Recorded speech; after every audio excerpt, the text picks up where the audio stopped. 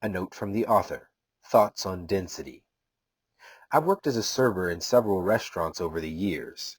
In that line of work, you have to translate objective information, what's coming out of the kitchen, how a dish is prepared, into something that makes sense and even delights the average guest.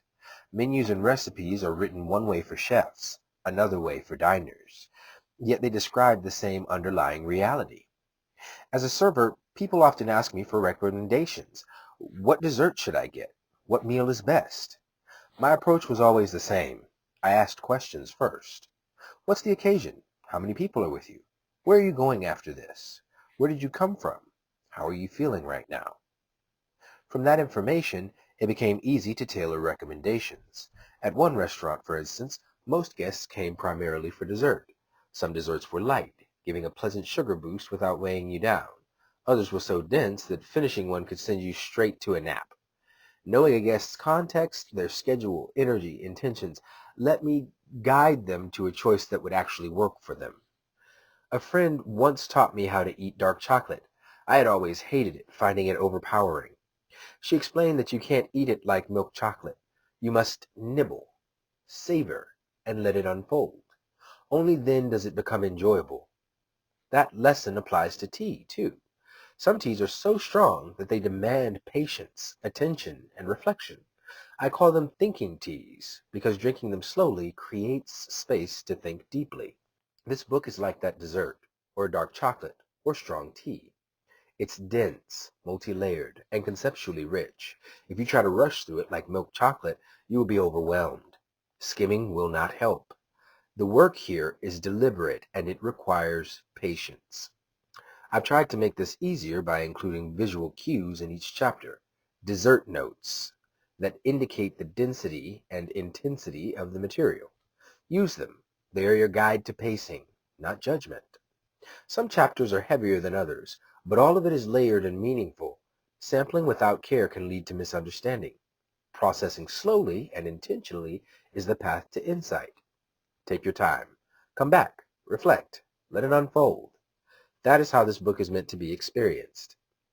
Consult the following for reference and be on the lookout for the start of each chapter so you know what to expect. 1. Light dessert. Easy to digest / quick read. Example. Lemon sorbet. Why it works. Refreshing, tangy, and light. A single scoop is enjoyable without overwhelming the palate. Leaves energy and curiosity intact. Reading implication. This chapter is conceptually light.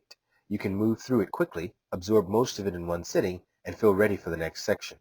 Perfect for reinforcement, reflection, or preparatory material. 2. Medium dessert. Substantive but balanced. Example, fresh strawberry cake. Why it works. It's soft, layered, and flavorful without being heavy.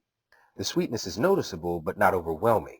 The fresh strawberries add brightness that keeps the cake from feeling dense.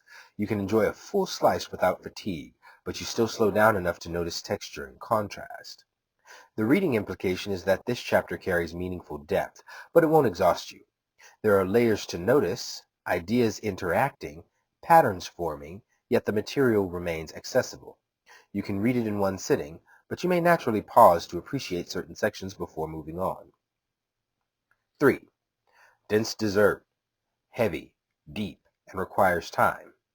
Example, flourless dark chocolate cake or dense chocolate ganache torte.